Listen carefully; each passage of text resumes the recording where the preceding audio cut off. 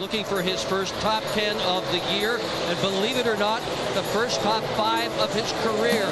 Yeley. Welcome to Good Runs. My name is Mex. In this continuing series, we're shining the spotlight on underdogs, breakout stars, journeyman drivers, and lofty veterans that had a good race when it wasn't expected. And today, we're covering J.J. Yeley in the 2007 Coca-Cola 600. Like the journey of a driver's career, there are a ton of other stories to follow in NASCAR. The journey of a team, a crew chief, a pit crew, a vehicle make, a sponsor, and of course, the journey of a car and its number. Sometimes the number and car can fall into obscurity, but other times it can outlive its driver just from the weight of its legacy. This is exactly why it took over a decade for the three to see use again after the death of Dale Earnhardt, and when you get into that ride, you will surely feel the weight of that number's legacy. And if you fail to live up to even a shrivel of that legacy, you will be bombarded with criticism from all directions, then eventually be forgotten, the number still associated with the good and discarding the mediocre or outright bad. This brings us to the number 11, made legendary by Ned Jarrett, Cale Yarborough, Terry Labonte, Bill Elliott, and a host of others who won with this number in the Cup Series. But the late 90s and early 2000s have been less kind to this once great car number. In 1995, Bill Elliott departed the Junior Johnson number 11 to start his own team, driving the famed McDonald's 94, leaving Brett Bodine to run and eventually purchase the number 11 team himself, running as an owner-driver with his wife's help. This team continued on until 2003. During this period, Brett Bodine only scored 5 top 10s in 9 years driving the 11. In 2004, the 11 was a part-time team and fielded by Joe Gibbs Racing, who had since 1995 developed with Bobby Labonte in the 18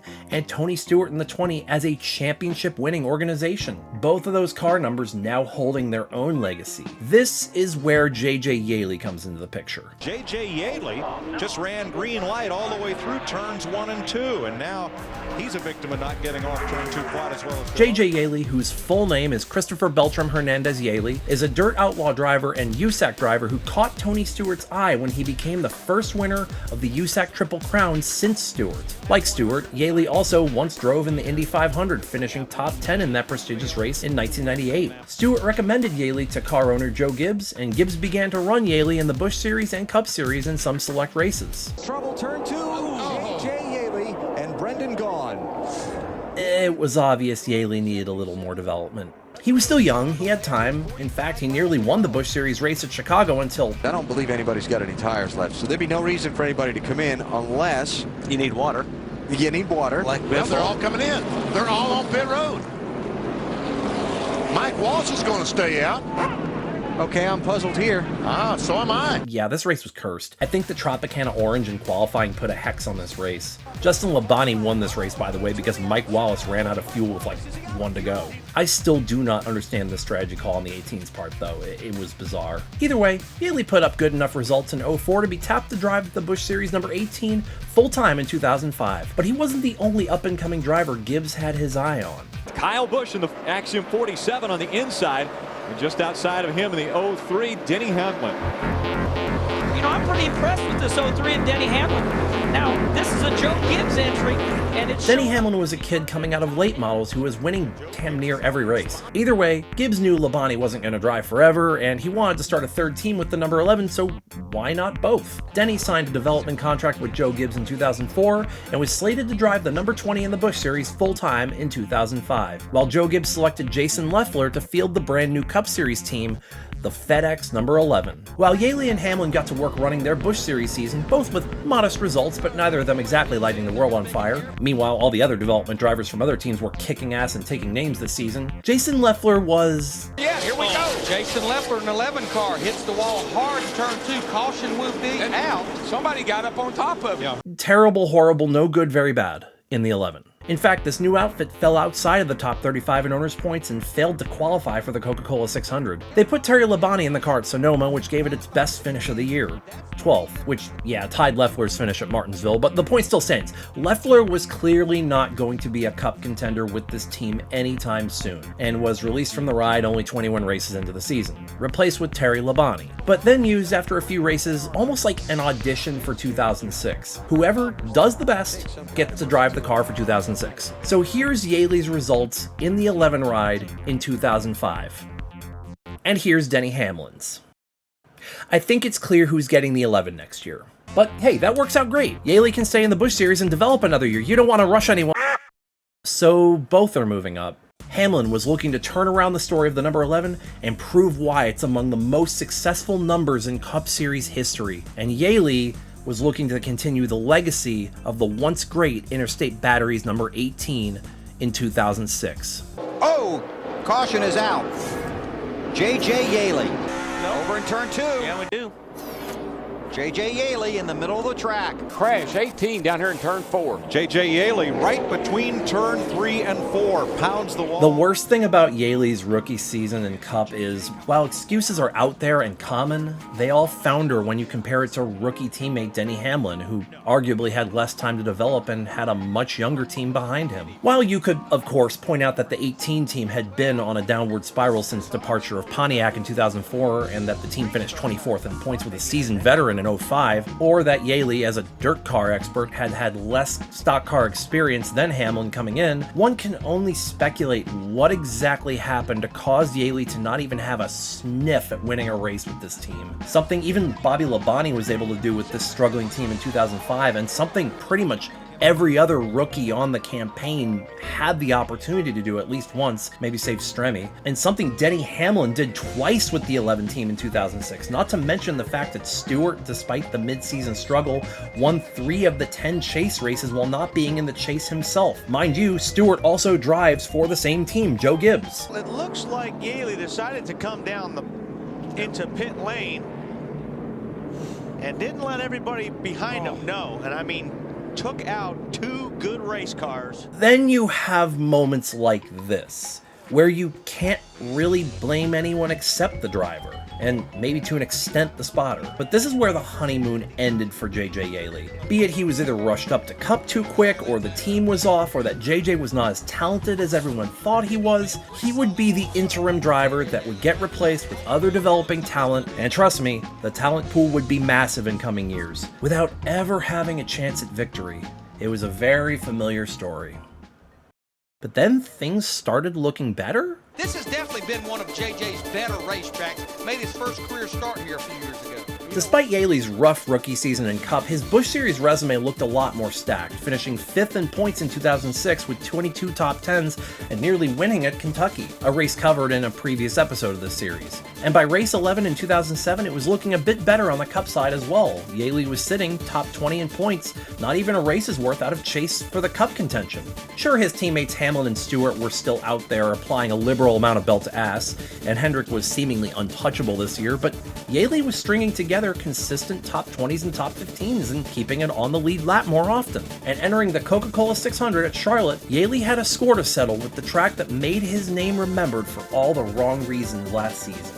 A lot of y'all, I'm sure, saw the thumbnail and responded, well, he was only second because of fuel mileage. But I am also sure that the same lot of you haven't rewatched this race since 2007 and saw just how good Yeley was in this race. The 18 team unloaded fast, qualified 12th, and went to work. But it was Ryan Newman that led them to the green flag. Over there watching this by overseas for all our troops here at home. Here we go, one time. Boogity, boogity, boogity. Happy Memorial Day, everybody.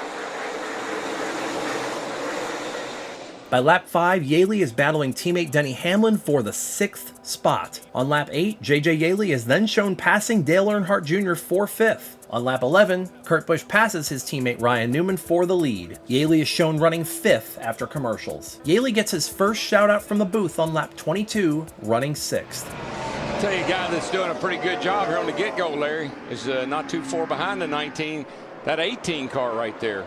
J.J. Yeley. Yeley relinquishes 6th to Jimmy Johnson on lap 25 and is then shown losing 8th to Jeff Gordon on lap 43 before commercial break. The first caution comes out on lap 48 when Greg Biffle cuts down a right front tire in turn 1. Under yellow, first pit stops of the night are taken, with Kurt Busch holding on to the lead.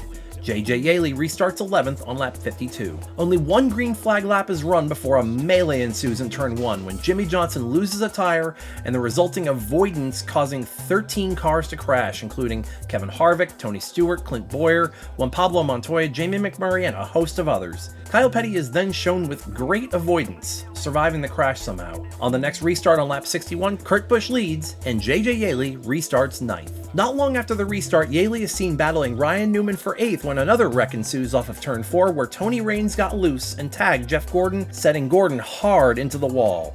Jeff Burton and AJ Allmendinger were also involved. The race restarted on lap 70 with Kurt Busch still leading. Yeley restarted 13th. On lap 75, the ticker shows J.J. Yeley having recovered to 9th place. The caution is drawn again on lap 79 when Burton, having been involved in the previous wreck, loses a tire in turn 3 and spins. Most of the leaders pit, strategy coming into play with many drivers taking 2 or less tires, including Ryan Newman, J.J. Yeley, and Denny Hamlin taking fuel only. A few drivers also had elected to not pit, including Kurt Busch, Matt Kenseth, Ricky Rudd, David Ragan, Brian Vickers, and Reed Sorensen.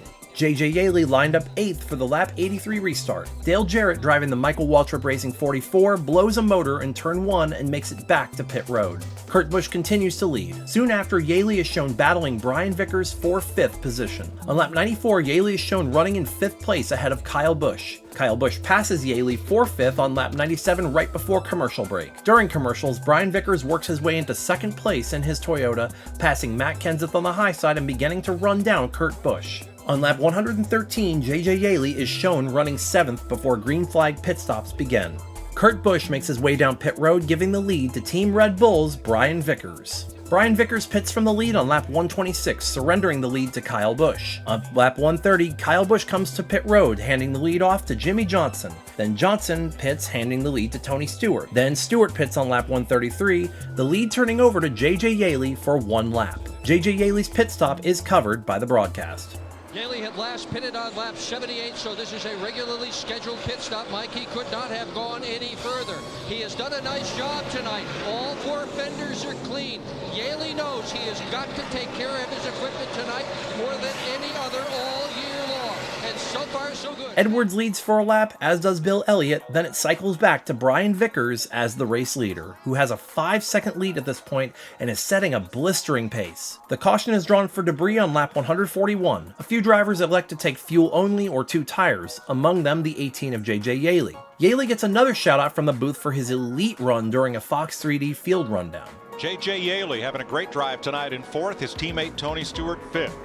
The top 4 break away from the pack within a few laps: Vickers, Busch, Newman, and Yeley. On lap 152, Earnhardt Jr. radios that he's cut down a tire and comes to pit road to change 4 tires. You could make a list of drivers to write a Good Runs episode about for this race. At this point in the race, rookie David Ragan was running 5th. Yeley, meanwhile, faded to 9th by lap 165. The caution comes back out on lap 169 for debris. Following pit stops, Vickers led them back to the lap 174 restart, followed by Kurt Busch, Mark Martin, Kyle Busch, and Jimmie Johnson. J.J. Yeley lined up 11th for the restart. 1 lap later, Kurt Busch makes quick work of Brian Vickers and reassumes the lead. It wouldn't last long though, as Brian Vickers, on fresh right side tires, was able to take the lead back on lap 180. Jimmie Johnson then runs down and passes Vickers on turn 1 on lap 185, just before the previously dominant car of Kurt Busch spins behind them. Dale Earnhardt Jr. gets the lucky dog and is able to get a lap back. On the next pit stops, Jimmie Johnson retains the lead and J.J. Yeley lines up 8th for the lap 190 restart. Yeley remains in the back half of the top 10 through lap 200 while Johnson continues to lead at the halfway point in the race. On lap 202, another Good Runs candidate for this race is highlighted: Jeremy Mayfield running 10th in the Bill Davis number 36. Jeremy Mayfield, he's up in the top 10. And by the way, it's Jeremy's birthday today. 38 years old. Great run here on his birthday. Under commercial, Brian Vickers regains the lead and drives away from Johnson. On lap 217, Yeley is shown having fallen back to the 13th position as the track transitioned into nightfall. On lap 220, Edwards is shown slow down the backstretch with a flat tire. Then the camera cuts away to a frozen replay as soon as he loses control of the car in turn 3. You know, just having a Fox moment. Yeah, these happened back in 2007 too, y'all. Edwards also took 2 other Fords with him, his teammate David Ragan ending his elite run, and Bill Elliott. Casey Mears slipped through. Can y'all imagine the butterfly effect if Casey Mears had gotten to that wreck like half a second later? Those of y'all that know the finish to this race, just think about that. It's kind of crazy to think about. During caution, two major developments with two of the front runners break out. Our leader, Brian Vickers, is having a power steering issue. They're deciding what they need to do on their car. Meanwhile, Kyle Busch having a battery issue. All of this has started happening within the last 10 to 15 laps. Both of them take extra time on pit road to try and address the issues, giving Johnson the lead with Matt Kenseth in second, Stewart in third, and Dale Jr. in fourth. I think Jr. says it best here. Damn, if this ain't a race of attrition, huh? Kenseth advances to the lead half a lap after the lap 227 restart, then Kyle Busch catches the fence off of turn 4. Meanwhile, Yeley runs 10th. Jimmy Johnson passes Kenseth back for the lead on lap 244. Yeley, meanwhile, works his way up to 7th, when yet another good runs candidate for this race is highlighted, Ricky Rudd running 11th in the Robert Yates number 88. Kyle Busch finishes it off on lap 253 after electing not to pit following that heavy damage on the restart. Jeremy Mayfield, playing some strategy, wins the race off pit road. Yeley left pit road in 10th. On the lap 256 restart, Matt Kenseth makes quick work of Mayfield and reassumes the lead. Yeley is talked about in the booth again on lap 266. J.J. Yeley, Stewart and Hamlin's teammate. He is running half a second behind Brian Vickers, half a second ahead of Jeremy Mayfield. Just before the camera cuts away from Casey Kane spinning, just having another Fox moment in 2007, Brian Vickers has then highlighted having no power steering at all in that car. Johnson restarts in the lead on lap 272, J.J. Yeley restarts 5th. Matt Kenseth reclaims the lead again on lap 275 with Tony Stewart not far behind in 3rd. Hamlin is then shown battling with teammate J.J. Yeley for 5th. And Reed Sorensen is shown battling with Jeremy Mayfield for 9th, before Yeley gets another shout out from the booth on lap 277. Joe Gibbs out of Phoenix, Arizona. Dick Berggren's in his pit. And he is running the best race of 2007, Mike. He's looking for his first top 10 of the year, and believe it or not, the first top 5 of his career. Yeley, now in the 5th position, knows that he has got to get the job done for Joe Gibbs Racing, or he is liable to lose his ride. He is in the last year of the contract, and today, in this, the longest race we run, he has been absolutely perfect. He has been very smart about the moves that he has made. He's done a great job of communicating with the crew, and the crew has done a great job on pit road. It is a team effort that has put Yeley in 5th position and in position to get the best finish of his entire career. Jeremy Mayfield spins from a top 10 position on lap 291, somehow not hitting the wall, but drawing the 11th caution of the evening. Ricky Rudd stays out to lead a lap to pick up 5 bonus points for leading a lap, as this team had been struggling to stay inside the top 35 in owners points and was facing the threat of having to qualify on time if they had continued to bleed more points. The race restarted on lap 295 with Jimmy Johnson leading Matt Kenseth and Dale Earnhardt Jr. J.J. Yeley restarted 6th. Fox has yet another Fox moment just after the restart. Cameras cutting away from Kurt Busch losing it off 2 and pounding the inside wall, ending what looked to be an elite run early on. Kenseth leads them back to the lap 302 restart. Yeley is shown in a battle for 8th with Mark Martin. Reed Sorensen and Kyle Petty line up 9th and 10th as further underdogs in the top 10. Johnson runs down and passes Kenseth on lap 311 and drives away. Johnson being the 2005 winner of this race and looking to set records with just how many wins he had at this track. A few battles are shown at the back end of the top 10 before Casey Mears nearly ended both his and Dale Earnhardt Jr.'s races in a battle for 4th. Not covered by the booth or clearly shown on screen, a front view of Kyle Petty's car shows J.J. Yeley nearly losing it in turn 3 on lap 321. Yeley gives up a few spots with this, but holds on to a top 10 running position. Casey Mears then passes Matt Kenseth for 3rd spot. The dominant car of the night, Brian Vickers, slaps the wall in turn 2 with 64 to go, but a yellow flag is brought out simultaneously by unrelated debris, setting up a fuel mileage situation where nobody should be able to make it to the finish, unless you really stretch it. We have 63 laps to go. Can't quite make that distance on 19 gallons of fuel. So, boy, what a tangled web we have now. Well, you could make it if there were a couple cautions. Need a few cautions to complement it. All the lead lap cars stop and Tony Stewart wins the race off pit road with Casey Mears in 2nd. Johnson, who had the lead before yellow, had a mistake involving lug nuts on pit road and had to take a few extra seconds to verify the lug nuts were tight. Under yellow, a few cars at the back of the lead lap, including Ricky Rudd and Brian Vickers, opted to top off on fuel before going back green with 60 to go. Most of the lead lap cars covered by the broadcast are said to be short on gas, needing to save a little to make it to the end.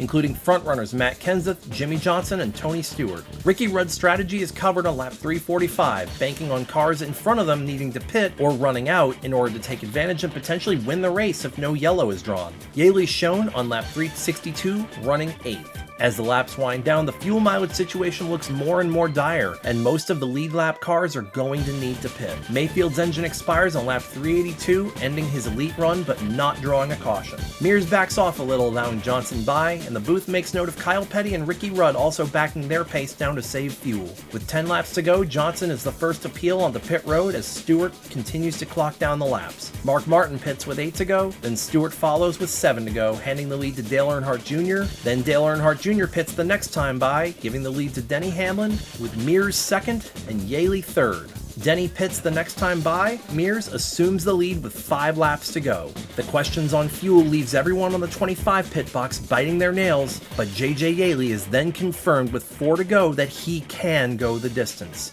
JJ Yeley has just been told that he can make it. They do not plan to pit the 18 car. But he has a 10-second gap to Casey Mears. Casey Mears at this point can slow it down 2 to 4 seconds a lap, but he continues to run at near full song. Casey Mears is shown the white flag, with Yeley running second, Kyle Petty third, Reed Sorensen fourth, and Brian Vickers fifth. Ricky Rudd crosses the line in 6th. And in one of my favorite finish calls of any racing commentary ever, this is how it closed out. That's all he needs. Yeley second, Kyle Petty third, Reed Sorensen, Brian Vickers. No pressure, and he has got it made. He can coast. He can coast from there. For the National Guard, Casey Mears is going to win his first Nextel Cup race, the Coke 600. Good for him. All right. Becomes the 4th Hendrick car driver to win this year. Look at Kyle Petty. Kyle Petty gets a 3rd. And JJ Yeley finishes second, by far his best ever Nextel Cup outing.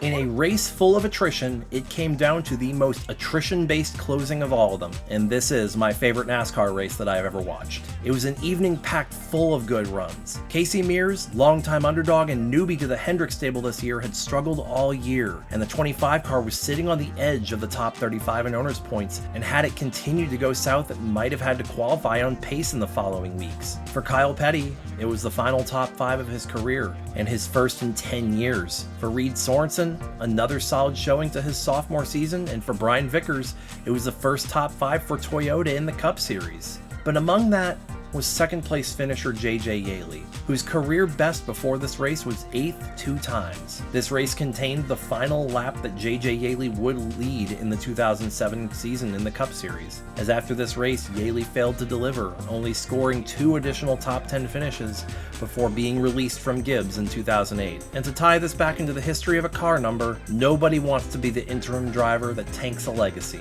Nobody wants to be the asterisk of a legendary track record. Nobody wants to be the JJ Yeley after a Bobby Labonte. And certainly nobody wants to be the JJ Yeley before his replacement. Wild Thing wins, yes. Kyle Busch. The 18 is back at Atlanta. Good job, boys. Kyle Busch is going to win at Dover. Kyle Busch is going to win in the desert. 52nd career Cup victory for Kyle Busch. Kyle Busch, the 2015 NASCAR Sprint Cup champion. The 11 went on to become a legendary car number and the most successful car number in NASCAR history, partially in thanks to Denny Hamlin. The 18 went on to become a championship contender once again with Kyle Busch. And Yeley, well, it was rumored he would be heading to multiple different places in 2008, including RCR, DEI, and Yates. But none of those rumors actually panned out, and after all was said and done, Yeley ended up selecting to drive the 96 for Hall of Fame racing. The 96 at this point was a satellite team of Hendrick and had some pretty promising runs with Tony Raines in past years. And this was a top 35 team, so he'd be guaranteed a slot in the first 5 races in 08. And hey, they've even got a sponsor with the surefire success DLPHDTV. Oh no. This is gonna be a shit show, isn't it? Yum yum chicken bone, hot chicken. Yum yum chicken bone, tell all your friends. Damn. Released only 21 races into the year with a best finish of 3rd at the rain-shortened Loudon. That third would go down as of the writing of this episode 17 years later as Yeley's final career top 5 to date on the Cup level. And this would also spell the end of Yeley's competitive career in NASCAR.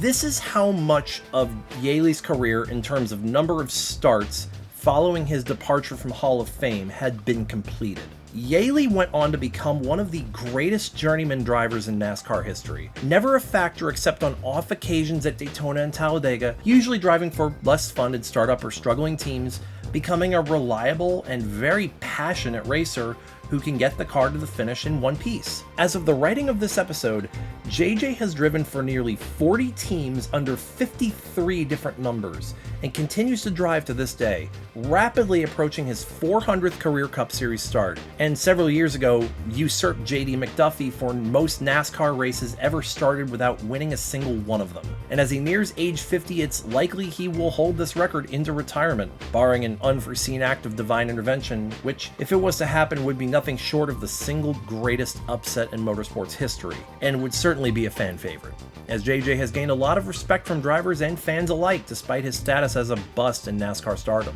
But on that sunny Memorial Day weekend at Charlotte in 2007, a super team's prospect running short of his expectations had his best career run, silencing the doubters for one moment, and fuel mileage or not, JJ Yeley earned himself a good run. I hope y'all enjoyed this little racing story, and if you did and you ain't too off-put by the furry avatar present throughout it, please subscribe and give this video a like. Also, feel free to leave a comment below with future ideas for this series. I'm open to all suggestions. If you want to see these videos a couple days early, please check out my Patreon or become a member here. But if you're not able to swing that, no biggie. Just like, share, comment, and subscribe. All of it goes a long way to helping my channel grow. And I'll see y'all next time. Bye.